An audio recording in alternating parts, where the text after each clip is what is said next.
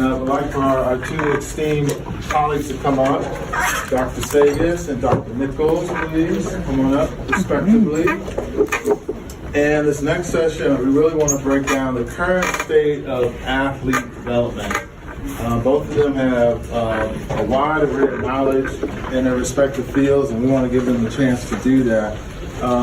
They'll tell you a little bit about themselves, but just know that Dr. Sagas and Dr. Nichols are both excellent at what they do. So feel free to ask during this time what they're doing. So I want to start first, ladies first, Dr. Sagas, that's yours, right? Ladies first all day today, right? Most of the time when we hear athlete development, we hear certain things about it, but Dr. Nichols has really made a huge commitment to the research end of it, and it's been really widely known that there's a little bit of a lack in that area. So we're so glad that you're doing this important work, particularly in the student athlete development area, along with Dr. Sagas. And the work that you've done really at the collegiate level means you're really trying to talk about development and implementation of it. I want to talk to you about what are the components of programming and best practices in the industry that you're potentially finding as you get into this important work that you're doing. Tell us a little bit about your setup and the type of work that you're doing, setup. Sure. So I'm also very happy to be here. I'm a former student athlete. It's where a lot of my passion is driven from. And during my doctorate work, I had the chance to work as a grad assistant in this capacity while studying and looking at student athlete success. And so a lot of my framework comes from the lens of the better and more developed we are as people is going to influence the performance and overall life experiences. And so I use that as a guiding framework for what I'm doing in this space. There's a lot of different trends that we discussed in our first session, and as Kim just alluded to, each school does it a little differently as far as what their focus points are.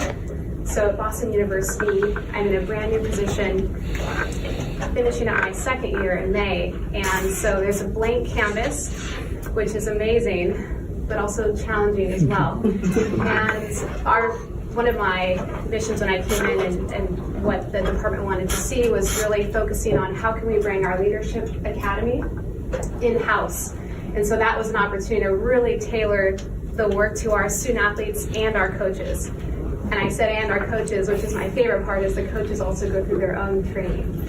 And so that's been a wonderful, exciting venture of determining the needs of our department, being on the ground floor with our coaches and programs. We have 24 programs, so it's a lot of student athletes and coaches. And one of the things that helps me a lot is evaluating, assessing, and then also doing some research on the side.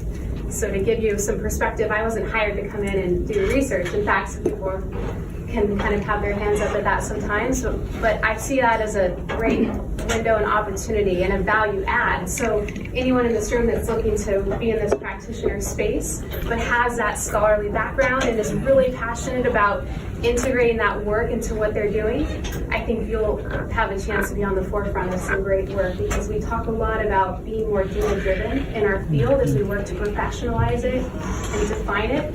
And that's something that is exciting. It can be daunting.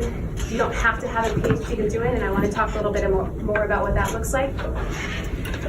So that would be a brief overview of how I'm looking at it. Well, I mean, you can go into a little bit if you don't mind, because I think some people want to know about best practices, like, and one of the practices obviously is qualifying, what this industry needs in terms of making it more valid to coaches, of course, right? And to ADs who certainly look at it as sort of sometimes, not all, we know there's some very caring ADs out there, but sometimes it's looked at as, okay, did we have a career conference or career session? Check. Did we have health? Check. We want to talk about, like, how do we get into where that isn't like just a checkbox. It's really when people are doing it right, what does it look like? What can we learn from you or from some of the things you see in your research? Sure. So one of the things I lead with is, what skills and behaviors do you want in your student athletes? And student athletes, what skills and behaviors are you looking to develop? And so if I were to pose that question, we'd get a variety of responses, right? What's one? What's one skill we want to develop in our student athletes? Being resilient. Resilience, career readiness, leadership, Networking. ability to network, yes. Financial literacy. Financial literacy. Good. And so we could do this endlessly, right? There's so many different areas. So the first approach for us was, what is important to our department? What do you want to see? How will I know that it's a success for you at the end of this year based on what we're teaching and developing in our programs and initiatives? So we built out a core competency model, which is 6 skill sets or behaviors that we're looking to develop in our students this year. And so to give you an idea, mastery of self, resilience and taking risks and working through failures, the ability to communicate across contexts, whether it's with a coach, an alumni, or a peer, which is one of our biggest challenges we see come up a lot, is just peer-to-peer difficult conversations, the ability to lead others, building a meaningful network, and real-world experiences. And so we took those skill sets and we figured out, what does that look like and what does that mean? And then I worked to take an approach this year of, how do we measure that? And so it's been an innovative process, and I'm always exploring and I'm always learning. And we've done that a few different ways. So in our Leadership Academy, we have a group of 110 student athletes with us for a full year. And that's at 3 different levels, sophomores, juniors, and seniors. And so we have a wonderful opportunity there to get some intro information in their application.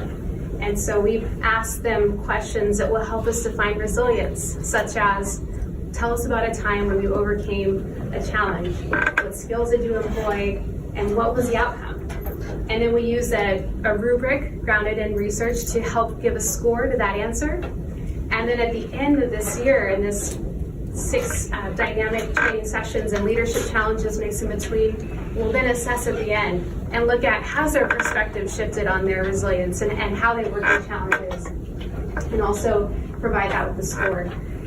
And so there's some limitations that can come from that, of course, but when you think about things like, how do we measure resilience, that's one approach that we've taken this year. Others include being able to understand how often they're communicating with their peers and coaches and having difficult conversations, so their comfort level, and then paired with how many times is that happening. I've used some data-driven instruments. I know the Waller Identity Measurement Scale would certainly be so appropriate in these types of programs, and for us, we've also looked at mindset and how their mindset has shifted over the course of a period of time together. And so one of the best practices I wrote down today was, anytime you can have a chance to have that group of students over time and look at those before and after behaviors and skills, I think that that's a great way to start. Absolutely.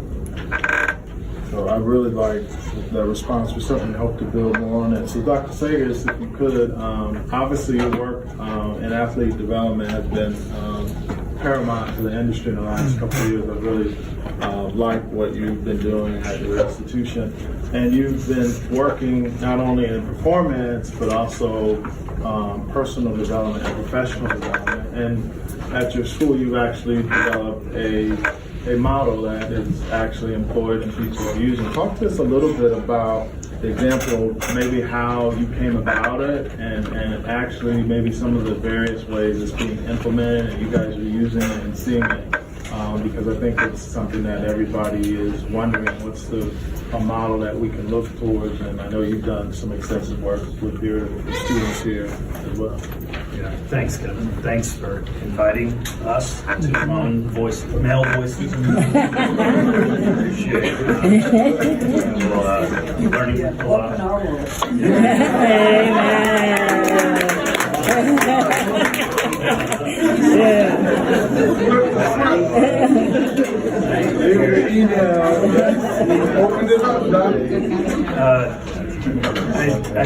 So thanks for letting us be here. I'm a former student athlete from a different era. I think Doc and I played around the same time, way back in the day. I was a male gymnast, pommel horse. I think Doc was a pommel horse guy. Baseball player. And pitchers, not really an athlete. I've been passionate about student-athlete experience from the day I walked on campus. We had an onboarding student-athlete class, taught our FAR, muscle our FAR. In fact, I've been doing that for 8 years now. And I've always just been disgruntled as an athlete from the inside looking out, just how, what I've noticed now is really about power. Tremendous amounts of power athletes having. So now I remember my first paper I wrote in a sports social class, I was complaining I didn't, my hourly wage was 25 cents a minute, or 25 cents an hour, 25 cents a minute to be a football player. It was an hour, and it's because I had a partial scholarship for NC sport, but I wasn't hurting, but it was fine. But by the time I counted all the travel and the buses and everything, and I played baseball at University of Utah, we're on the road 9 weeks beginning of the year, which is awful, and I was disgruntled. So I've always been this calling to try to make a difference. So LIBA did not speak to pads, but this all started with on the national list. I'm a sport management professor. I've been a professor a long time. I don't know how long. 18 years. And on this national listserv, I think maybe Doc maybe posted it, I don't know how I got it. It was in Orlando, PADS, first time. So Professional Association on the specialist is PADS. And I thought maybe I was going to speak to it maybe later. And first founding executive director was Linda Galloway. And so they invited us down. I didn't make the first session. I think Dr. Lapchick was the speaker. The very first one was the keynote. But you had a networking session at the WWE. And I was like, I gotta go see this. Right down the road here, WWE's right on Colonial, maybe, or something. And I met Dr. Harris was there, I met Liba, many people from the business. They had another networking at the LPGA, that's where I met Kevin. And, Keith is my twin. Keith was not at them. And I brought students along, and all of a sudden, we're like, this is speaking our language. This is finally like connecting the dots. And it's threaded a narrative that we can give a voice to. It was really hard up to that point to really say what it is from an academic perspective. I'm not talking about practice academics. So Liba hooked me, and she's like, "Hey, you love this stuff so much. Why don't you become an educational partner?" She's executive director. I'm sure she was being evaluated on how much revenue she was generating. Trying to sell me this partnership.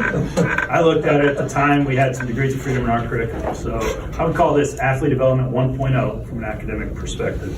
The PADS curriculum guidelines. So they had these, and Liba sent them to me. You and Duncan called. He sold me this package, and it basically says if you give them $3,000 a year, and you teach a curriculum that meets all these competencies that are set out by their partners, all the schools that are on their current list. It's evolved since there's a couple more years. Then you can award a certificate of status as an athlete development specialist. Okay, so we've started this program, and we have to submit it, and Tom's Living Good at WTA and LIBA approved it. So at that same time, I joined the PADS executive level training program. And that's where I met Dr. Hilliard, who was at the MBA at the time, and we went to New York and did a session, and it was a year-long thing, and we connected. Part of that course it's like advanced training for athletes. We had to do a research project. So as the scholar on the team, I was the only professor on our team for our group, I proposed, can we create a model that basically says what athlete development is? Okay, so we're not talking about the why, just the what. Okay, and then you look at it, it's kind of intuitive, and I said, well, that's common sense. But really, up to that point, no one really knew what the what. So Janice was on this team, co-author on this. Doc Martin, who was with the Pelicans, Tom Living Good, WTA, and one of my doctoral students, Durand. So if you pull this gigantic handout out, this is essentially our curriculum model. We defined athlete development as 2 core competencies: player development, we now call performance development, personal development, which we still call personal development. We articulated it or rationalized it that both of these competencies amalgamate in affecting the athlete, student athlete in this case, but we also have a professional model performance, life after sports, and life during sports. And we tried to argue, even if you look at the arrows at the front page, the thicker arrow, we all know performance well. say if you looked at the University of Florida athletics budget, 92% of that budget goes in that top. That bucket should be huge. That's the majority. So these guys tell you that, you know, that saying, they say, don't tell me what you value, show me your budget, I'm going to tell you what you value. I can look at ours and so that, you know, they've overvalued performance. But personal development is kind of marginalized somewhat at some schools, and it's really given a voice at some schools, given resources to some schools. What is that? So if you open it up, I'll wrap this up quickly. So if you open it up, what we did in this research project, we interviewed, and it's listed on there, so 80 people in the college space, and 70 people in the professional space.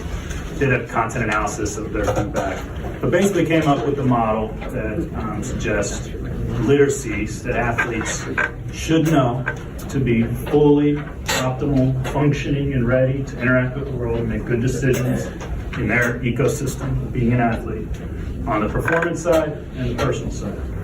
And where the performance side is almost cheating. How many athletes, they probably know nutrition, right? They know they gotta hydrate. You know, after a long run, they gotta drink this or that. But even if they didn't have to know that, I mean, like we have soccer players with strapped little buzzers so that they drink water. You know, so we have professionals on this side that can, at least at our school, I believe that's true. That's what I heard. And we have these technical technicians, I mean, skills around the sport taken care of. Mental performance psychology, sports psychology taken care of. No problem on that side. The personal side is really where we were missing there were some gaps.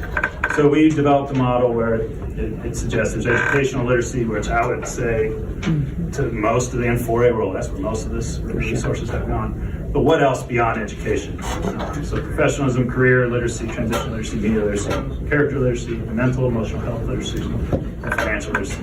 Definitions of all of those there that we came up with, kind of vetted and endorsed by our panels. Where this becomes kind of interesting, to go to the back page and this integrates with what Marissa was saying. So once you have a literacy, any other literacy, like reading literacy, there's letters and then words and sentences, and then you can read at a certain level. So we as an intellectual exercise, I would say this has not been executed or brought to reality. You could argue that any of these literacies could essentially be measured. And if you're going to measure them, you got to know what to measure. So these learning objectives, you see a piece of these on the back, the media literacy. So this was a different panel of experts. Annalise Schmittel ran this study. She put 12 media experts on a focus group and came up with all the literacy. So it's basically saying, so if you had an athlete who was fully literate, as a senior level or professional level literate with media, they would be able to do all this stuff. So interact with media, manage the social media, manage image and brand. And if you can measure it, if you can objectify it, objectives are always measurable, time, realistic, then you should be able to measure it. And then I always envisioned that you can have some athlete development IQ. I think that's what Janice, when she was part of the project, again, as an intellectual exercise, because to bring this to life would be extremely difficult, time consuming. It's not impossible, it's just very difficult. And you can almost slap a literacy model on. So Doc Harrison, I'm sure, 130 IQ athlete development he played. And that shows now. He transitioned well, managed his brand well, he networks like the best guy I've seen in the networking business. So those are things that are transferable to later in life, but also help you to manage your career as an athlete. So we've only built out 2 of these, media and career. And we've kind of paused, and now we're doing some other stuff to talk about it. Excellent. Well, one of the things I want to do, thank you, Mike, and thank you, Dr. Nichols. I want to open it up to you all. So questions to either one.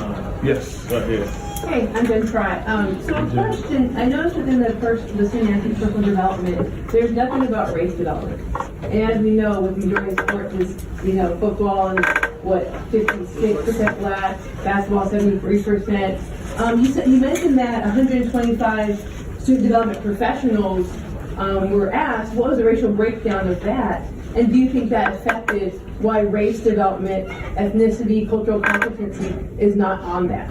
So this was done in 2015. We repeated this study now. I think you can see this would be central. There was nothing around your voice, activism, things like that on any of this. So I don't know if Dr. Hilliard can maybe respond. I know the demographic background. I have it in the slideshow. Send it out. It was their network helped us get these slot, the focus groups filled. It wasn't my network at all, so I don't know what it is.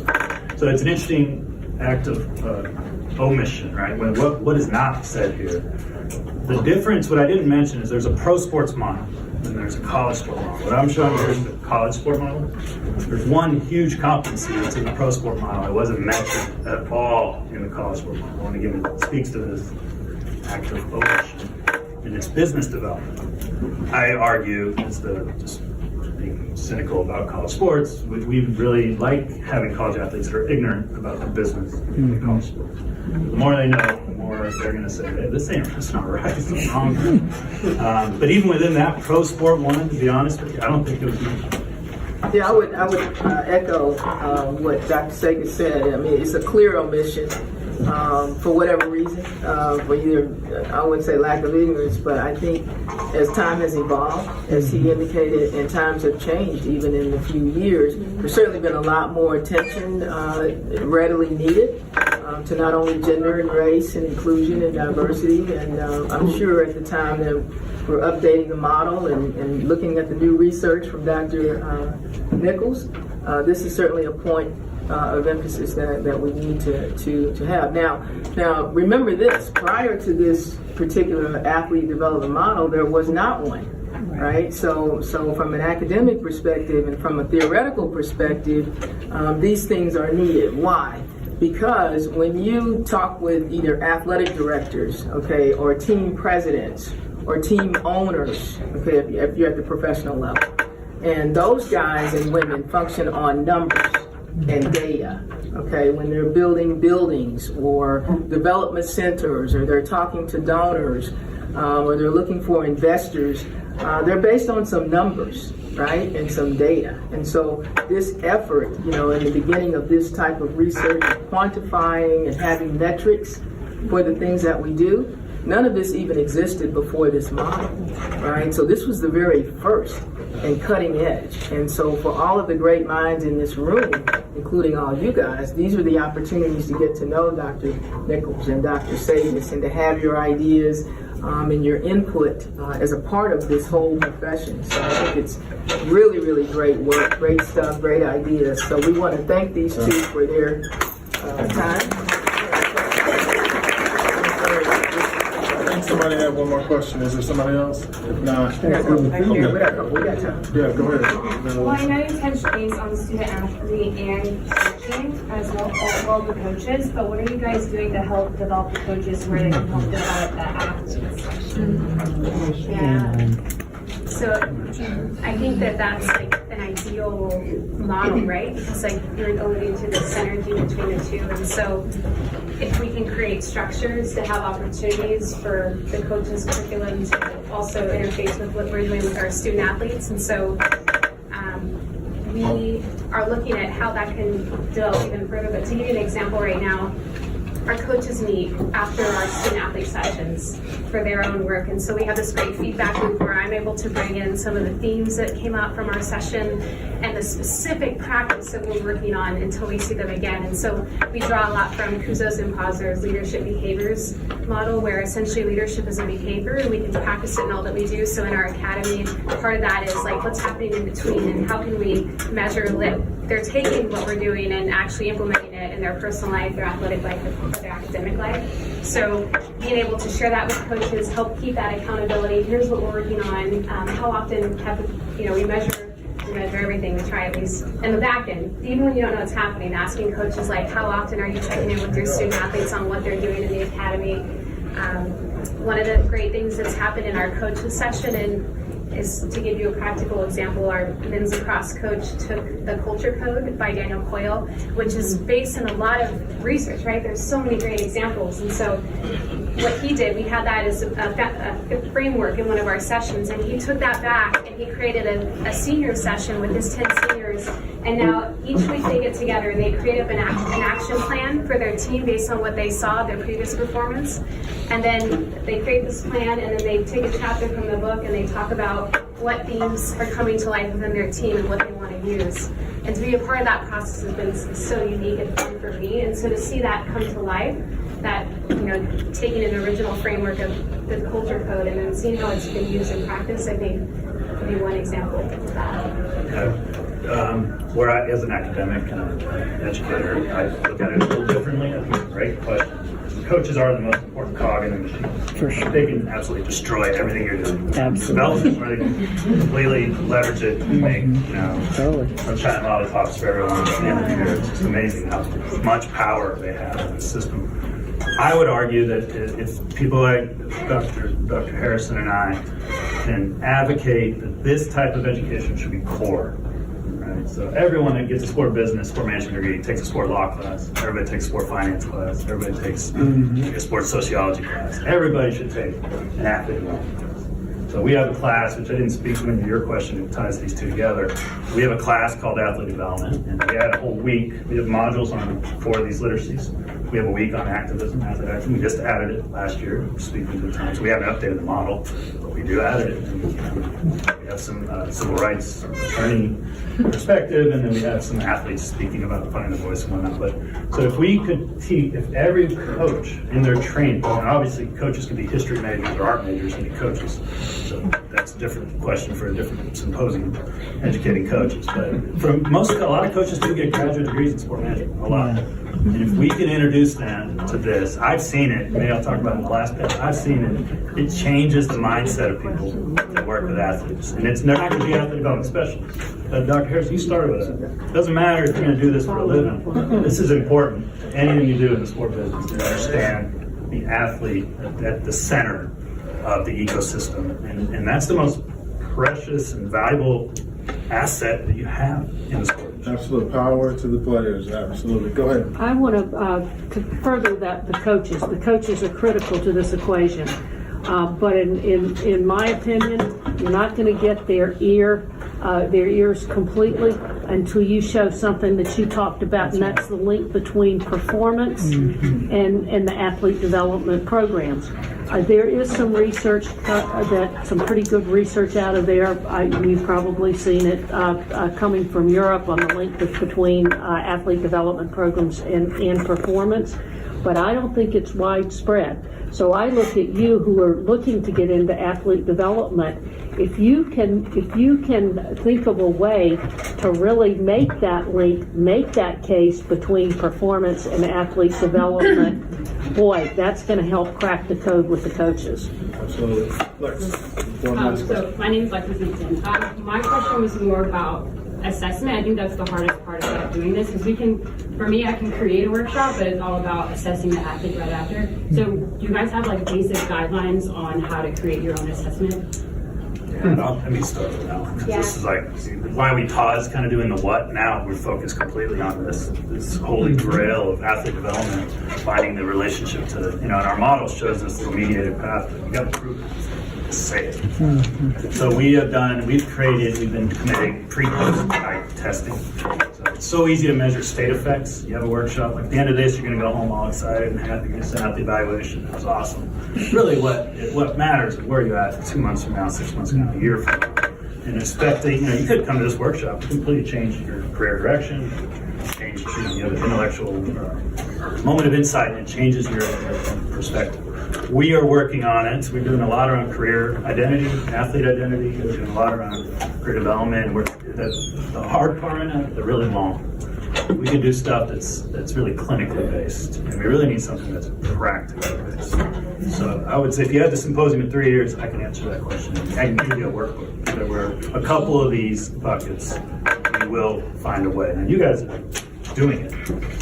We're studying it. Love to hear how to do it. So actually last year at NCORA, I had the opportunity to present with 2 amazing practitioner scholars, Dr. Lisa Rubin and Dr. Christina Navarro, who do a lot of work in this area. And so that was one way we're trying to bring this assessment, evaluation, and research to the forefront in this field. And one of the things we talked about there was, like, how can we think of this as a system? So sometimes we can get caught up in, like, okay, I had the session and, like, what should I ask them now? But if we think about it from, like, the systematic approach of, like, what's my year? What do I really want to know? What do I need to report on? How will all of of our sessions informing what I want to know, and then what questions am I asking to get those answers. And so if you start to think about it from that purview, so say building a meaningful network is something that's really important as a competency, and then you're able to build a session around that competency, and then you're asking questions, how many alumni do you have in your network to date? And then you're able to build some skills in that area, maybe implement some programs or initiatives that help increase alumni engagement with those students, and then ask again. And ideally, as Dr. Sagas said, it's not like right after you can do that, but then can I have a 3-month out? Can I have an end of the year evaluation and seeing what progress has been made in that area? And I'd be happy to connect more on some. Okay, so appreciate that. What I'm gonna have to do is stop because we gotta move. Who had questions? Let me see. Jesse, We're not taking any more. We're going to the break. We're going to go to the break so that you guys can actually interact one-on-one and ask the questions of not only the two up here. We want you to talk. We want you to get engaged, but we want to keep moving. So during the break, we're going to extend the break so there's more time, and you guys can come up and talk to these guys individually.